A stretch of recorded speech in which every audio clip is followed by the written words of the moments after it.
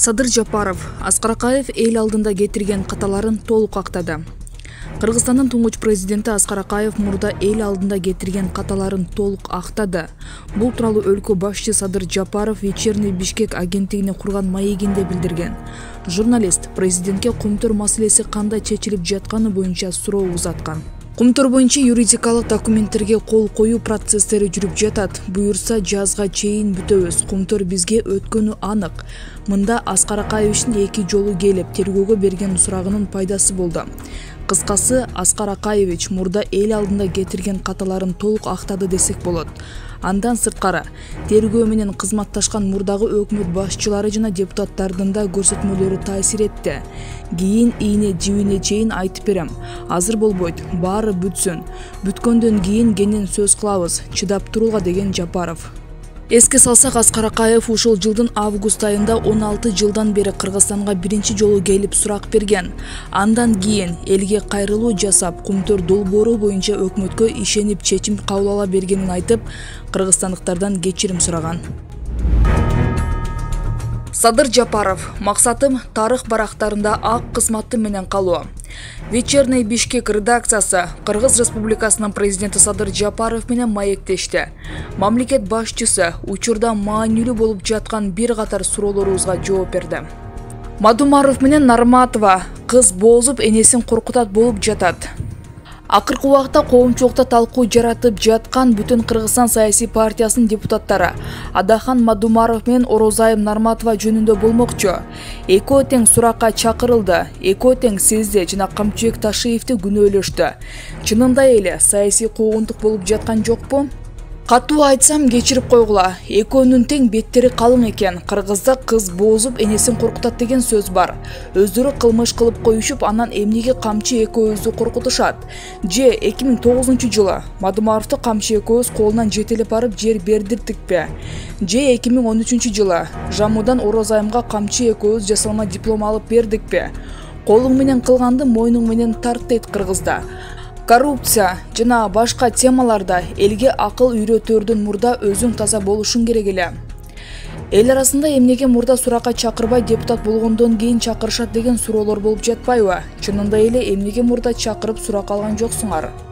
Биринчиден, Адахан Мадумаровдун кол койгон протоколун мен Тажикстанга барганда билдим. Алар протоколду бетиме такап, 4 көчө боюнча маселе 12 жыл мурда протокол менен бекиген. Ал жерди силер 49 жылга арендага алгансыңар.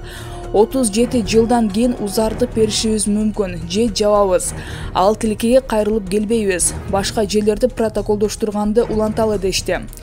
Негизи ар бир талаш жер эки тараптын макулдугу менен протоколго кол коюлуп чечилет. Эгер бир тарабы туура эмес болуп калды десе, анда кайрадан олтуруп, эки жактын тең макулдугу менен ал протокол жокко чыгарылып, башка протокол кабыл алынат. Азыр Мадумаровдун протоколу күчүндө турат. Мен дароо эле Адахан Мадумаровдун кол койгонго укугу жок болчу. Бул протокол жараксыз, тааныбаймын, 4 көчөнү кайра карап чыгалы дедим. Себеби эки өлкөнүн ортосундагы делимитация, демаркация маселелери өкмөттүн, парламенттен, президенттердин ортосунда гана жүрөт. Мадумаров ал кезде болгону Коопсуздук кеңешинин катчысы болчу. Ага делимитация, демаркация маселелерине кол коюу укугун эч ким берген эмес. Эгер биз азыр ал протоколго макул болуп койсок, анда Лейлек району толук анклав болуп калат. Мадумаров ошол мезгилде сокурлук кылганбы, же анын башка материалдык кызыкчылыгы болгонбу, мен аны айта албайман.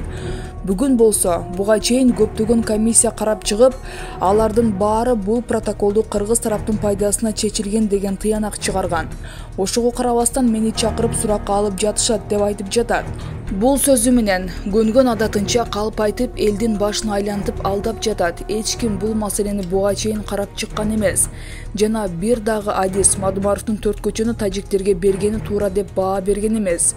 Баа берилген болсо бир адис же жөнөкөй эле көк таштык адам. Мына мен баа бергем, биздин пайдабызга чечилген деп айтып чыксынчы. Эч ким айта албайт. Мен бир дагы оппозициячыны кама же бошот деп айта албайм. Азыр система иштеп жатат. Ар бир орган өз ишин кылып жатышат. Кылмыш ишин таптыбы, тергөөгө алышат. Эгер тергөөгө албай койсо, жашырганы үчүн өздөрү жооп беришет. Ал эми ороз айым боюнча айтсам, мага келген маалыматтар боюнча шайлоо өнөктүгү башталгандай эле.